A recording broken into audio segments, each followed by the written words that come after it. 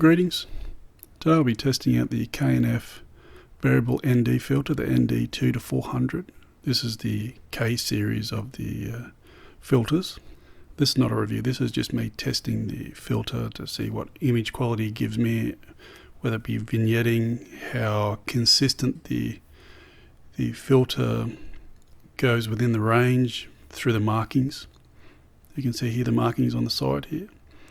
All the filters I have, they're 67mm that I use on my 50mm for the Panasonic S5.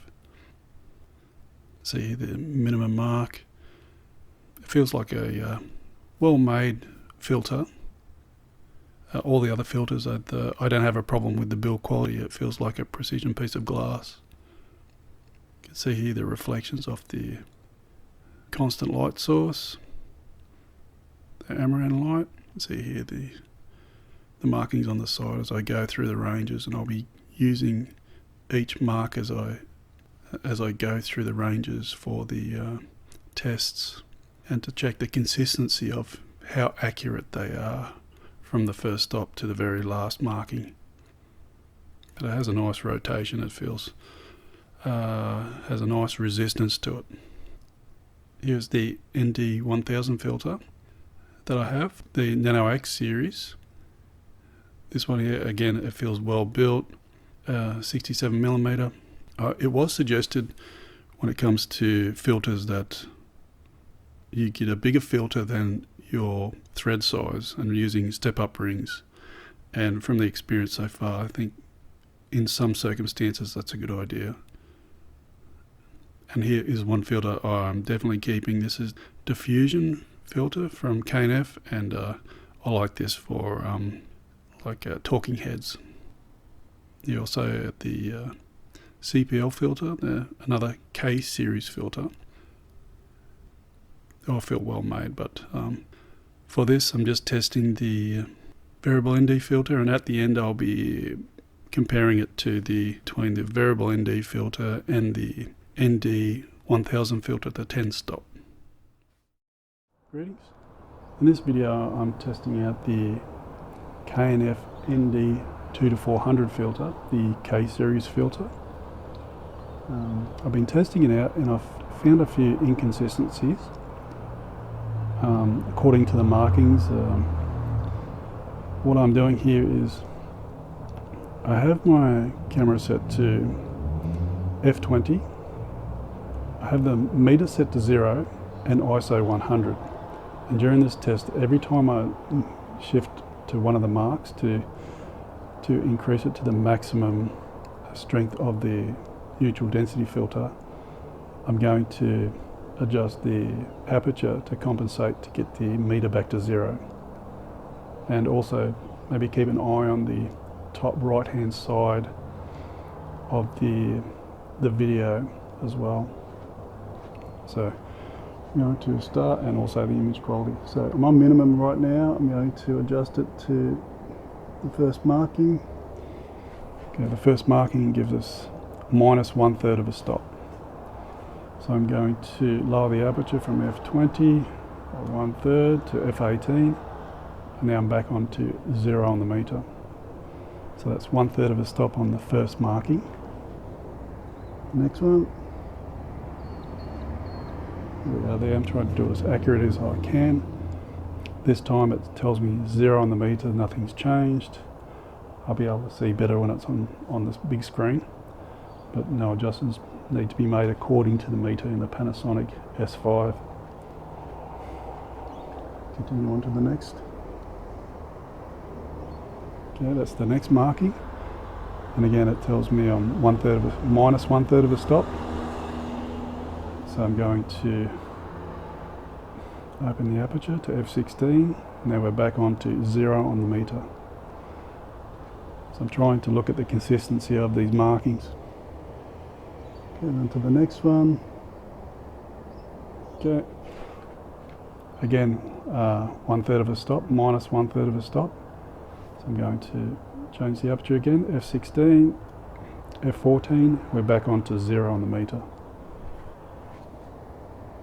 Again, next marking.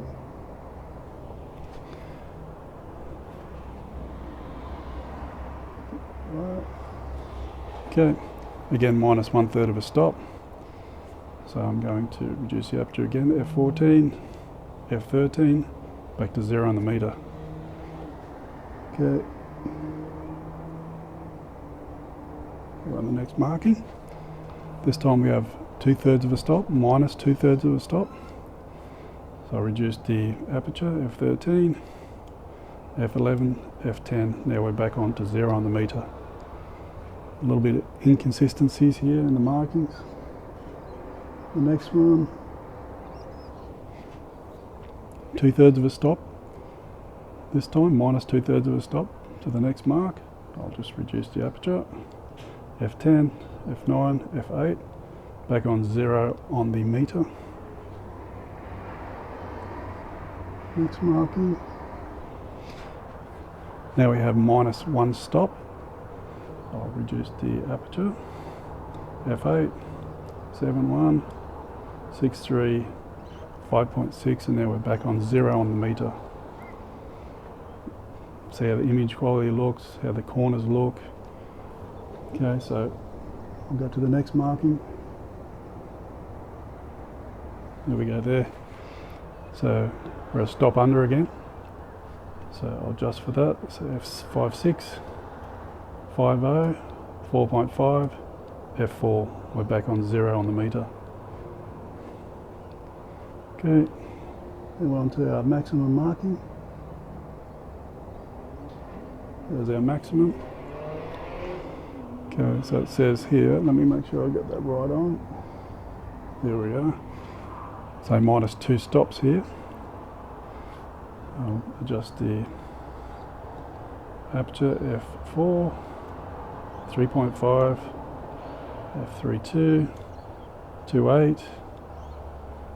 There we go, so another stop. f2.5, f2.2. So on f2, and we're at 0 on the meter, ISO 100. So it's a maximum setting for the neutral density filter. You can see where the vignetting is starting to come into the top right hand side. I'll just turn it a little bit further so you can see the X patterning effect. You can see it comes in pretty hard onto the right, and then it crosses over and then comes back out. So I'll just reverse that. So that's our max setting there, right there. And I'll just go beyond it and you can see the X patterning.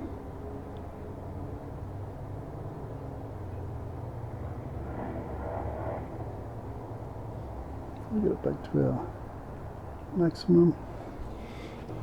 The markings on the side are not good indication of stops of light, and it's not really consistent, and also the vignetting in the top right hand corner.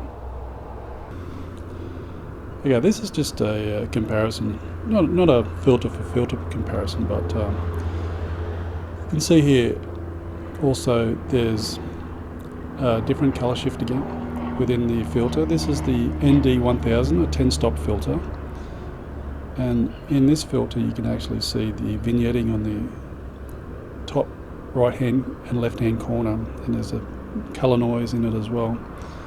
The aperture is set to 1.8. The meter's set to 0 and ISO 640. So I'm going to increase it by 1 stop so we can have a clearer look into the corners. So we're 1 stop over now, according to the meter, just to have a better look into the corners, the top left and right corner for that colour noise.